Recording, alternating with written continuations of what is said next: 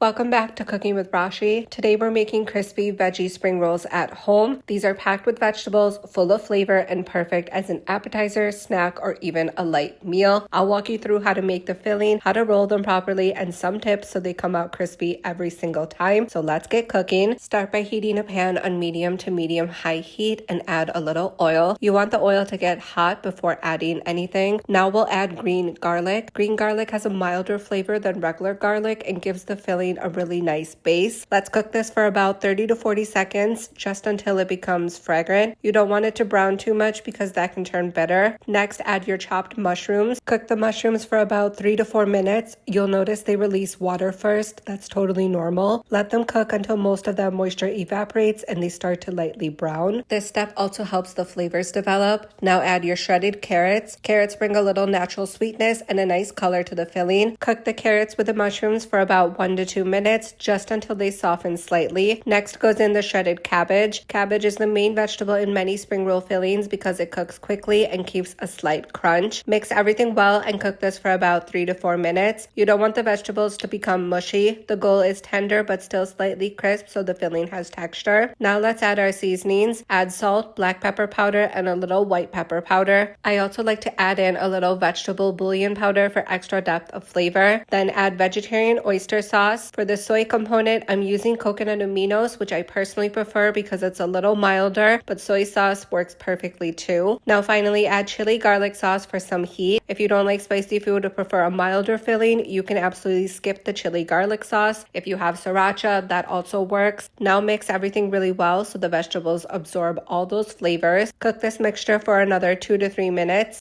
You want the vegetables cooked but not soggy, and just like that, the spring roll filling is ready. Now an important step, the filling needs to cool completely before rolling. If the filling is hot, it can tear the wrappers or make them soggy. So set this aside and let it cool completely. So once the filling has completely cooled, let's start assembling the spring rolls. Today I'm using these spring roll sheets. A very important tip when working with these wrappers is to keep them covered with a slightly moist cloth. These sheets dry out quickly, and if they dry out, they can crack while rolling. You'll also need a quick flour and water paste. Just mix a little flour with water until it becomes a runny paste. This works like glue and helps seal the spring rolls so they stay closed while frying. Now let's talk about how to roll them properly. Start by placing the wrapper in a diamond shape in front of you. Add about 1 to 2 tablespoons of filling near the bottom corner. Try not to overfill because that can make rolling difficult. First, fold the bottom corner over the filling and tuck it in tightly. Next, fold the 2 side corners inward, kind of like you're making an envelope. Then continue rolling upward until you reach the top. Brush a little of the flour paste along the top edge and finish rolling to seal it. A few tips for perfect spring rolls: don't overfill them and roll them snug but not too tight so the wrapper doesn't tear. Continue rolling and continue these steps until all the filling is used up. And look at that, a whole plate of beautifully rolled veggie spring rolls. These are great because you can make them ahead of time. I'm actually going to freeze some of these for later. A helpful tip is to place them on a tray in a single layer and freeze them first. Once they're frozen, you can transfer them into a bag or a container. That way they won't stick together. And the best part is you can fry them straight from frozen.